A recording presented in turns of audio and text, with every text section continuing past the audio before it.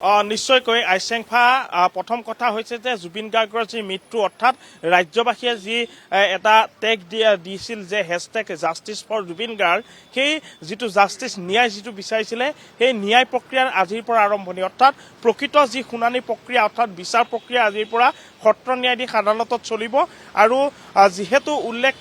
কৰা হৈছে যে যি 7গৰাকী অভিযুক্ত আছিল জুবিন গাৰ্গৰ মৃত্যুৰ সৈতে সেই অভিযুক্তসকল আচলতে অপৰাধী হয়নে নহয় তেওঁলোকক দোষী সাব্যস্ত কোনে কৰিব আদালতে কৰিব গতিকে তেওঁলোকৰ ওপৰত যি ধৰণৰ ধাৰা আৰোপ কৰা হৈছিল সেই ধাৰাসমূহৰ ওপৰত বা যিখিনি গোচৰ তেওঁলোকৰ ওপৰত আৰোপ কৰা হৈছিল সেই গোচৰসমূহৰ ওপৰত যি আদালতৰ প্ৰক্ৰিয়া অৰ্থাৎ বিচাৰ প্ৰক্ৰিয়াখিনি আৰম্ভ হ'ব আজিৰ পৰা যদি পূৰ্ণগতিত যিটো গোচৰ প্ৰক্ৰিয়া যদি আৰম্ভ হয় বা ন্যায় প্ৰক্ৰিয়া আৰম্ভ হয় তেন্তে যি ছেছন কোৰ্টত গোটেই প্ৰক্ৰিয়াখিনি আৰম্ভ হ'ব গতিকে এই যি বিচাৰ প্ৰক্ৰিয়া সেই বিচাৰ প্ৰক্ৰিয়াতহে আচলতে স্পষ্ট হ'ব যে জুবিন গাৰ্গৰ মৃত্যু কিয় হৈছিল যদি হত্যা কৰা হৈছিল যিহেতু হত্যাৰ যিটো এলিগেশ্যন বা হত্যাৰ যিটো ধাৰা 1031 যিটো আৰোপ কৰা হৈছিল সেই 5গৰাকীৰ ওপৰত যিহেতু আৰোপ কৰা হৈছিল গতিকে এই যিটো 103 সেই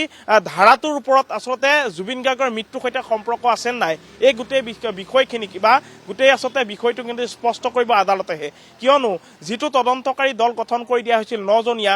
SIT যিটো দল আছিল সেই দলে প্ৰায় 3 মাহ জোৰা তেওঁলোকৰ যি তদন্ত সেই তদন্ত সামৰিলে তাৰ পৰৱৰ্তী সময়ত CJM আদালতত তেওঁলোকে চাৰ্জশ্বিট দাখিল কৰিলে প্ৰায় 12,000 পৃষ্ঠা জোৰা চাৰ্জশ্বিট আৰু সেই চাৰ্জশ্বিটৰ পাছত যিহেতু গোটেই বিষয়টো অৰ্থাৎ যিটো চাৰ্জশ্বিট সেই চাৰ্জশ্বিটৰ কপি বা গোটেই বিষয়খিনি গোচৰটো যি বিচাৰ প্ৰক্ৰিয়াৰ বাবে CJM কোৰ্টে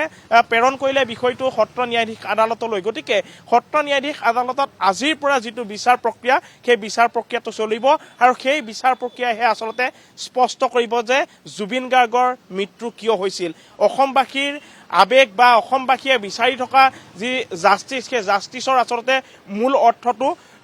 স্পষ্ট কৰিব আদালতে গতিকে মই এই মুহূৰ্তত ক'ব বিচাৰিছোঁ যে সিদ্ধাৰ্থ শৰ্মাৰ ওপৰত 36/37/38 কমন নলেজ ইণ্টেনশ্যন আৰু কৰাপশ্যন যিটো আচলতে ধাৰা আৰোপ কৰা হৈছিল সমান্তৰালকৈ 61(2) ক্ৰিমিনেল কনস্পিৰেঞ্চি সমান্তৰালকৈ 1031 মাৰ্ডাৰ 3165 ক্ৰিমিনেল অফ ট্ৰাষ্ট গতিকে এই গোটেই এনেকুৱা ধৰণৰ যিখিনি গোচৰ আৰোপ কৰা হৈছিল সিদ্ধাৰ্থ শৰ্মাৰ ওপৰত সমান্তৰালকৈ শ্যাম কানু মহন্তৰ ওপৰতো আৰোপ কৰা হৈছিল প্ৰায় একেধৰণেৰে যিখিনি ধাৰা 36/37/38 কমন নলেজ কৰাপশ্যন এনেধৰণৰ আচলতে যি ধাৰা আৰোপ কৰা হৈছিল 61(2) ক্ৰিমিনেল কনস্পিৰেঞ্চি 103 মাৰ্ডাৰ অৰ্থাৎ মাৰ্ডাৰৰ 1031 যিটো ধাৰা আছিল সেই ধাৰাটো আৰোপ কৰা হৈছিল শেখৰজ্যোতি গোস্বামী অমৃতপ্ৰভা মহন্ত শ্যাম কানু মহন্ত আৰু সিদ্ধাৰ্থ শৰ্মা এই 4গৰাকীৰ ওপৰত যি ধৰণৰ ধাৰাটো আৰোপ কৰা হৈছিল মাৰ্ডাৰ অৰ্থাৎ এই গোটেই বিষয়টো অৰ্থাৎ এটা কথা ক'ব লাগিব যে মুখ্যমন্ত্ৰীগৰাকীয়ে প্ৰথমবাৰৰ বাবে উল্লেখ কৰিছিল যে জুবিন গাৰ্গক হত্যা কৰা হৈছিল গতিকে যি সময়ত জুবিন গাৰ্গক হত্যা কৰা হৈছিল বুলি মুখ্যমন্ত্ৰীগৰাকীয়ে উল্লেখ কৰিছিল তাৰ পাছতে 1031 যিটো ধাৰা সেই ধাৰাটো আৰোপ কৰিছিল গতিকে 4গৰাকীৰ ওপৰত আৰোপ কৰা এই ধাৰা অৰ্থাৎ জুবিন গাৰ্গক হত্যা কৰা হৈছিল বুলি যি ধৰণৰ ধাৰাটো আৰোপ কৰা হৈছিল সেই ধাৰাটোৰ যিখিনি বিচাৰ প্ৰক্ৰিয়া যিহেতু অসমবাসীয়ে এক প্ৰকাৰে গম পাইছিল বা অসমবাসীয়ে এক প্ৰকাৰে বিশ্বাস কৰিছিল যে জুবিন গাৰ্গক সঁচাই হত্যা কৰা হৈছিল এই 4গৰাকীয়ে হত্যা কৰিছিল সিদ্ধাৰ্থ শৰ্মা আছিল মাষ্টাৰ মাইণ্ড আৰু আন যিসকল আছিল 3গৰাকী তেওঁলোকে সহযোগ কৰিছিল এতিয়া কথাটো হৈছে যে যদিও তেওঁলোক অভিযুক্ত যদিও এনেধৰণৰ ধাৰা আৰোপ কৰা হৈছে এই ধাৰাখিনি আৰু ওপৰত কিন্তু বিচাৰ প্ৰক্ৰিয়া চলাব আদালতেহে আদালত কোনো কাৰণতে কোনো দিনেই কাৰো পক্ষত আচলতে নহয় আদালত কেতিয়াও কোনো আবেগৰ ভিত্তিত নচলে গতিকে আবেগে সত্য আৰু এই যিটো শুদ্ধ তথ্য সেই শুদ্ধ তথ্যৰ যিটো বিচাৰ সেই বিচাৰ প্ৰক্ৰিয়াখিনিহে চলায় গতিকে এই সত্য আৰু শুদ্ধ বিচাৰ কৰাৰ ক্ষেত্ৰত যিহেতু এখন আদালত আছে গতিকে সেই আদালতে গোটেই বিষয়টো চালি জাৰি চাব গোটেই বিষয়খিনিৰ ওপৰত পৰীক্ষা নিৰীক্ষা কৰিব গোটেই তথ্য যিখিনি চাৰ্জশ্বিটত উল্লেখ আছিল যিখিনি তথ্য আৰক্ষীয়ে সংগ্ৰহ কৰিছিল 300ৰো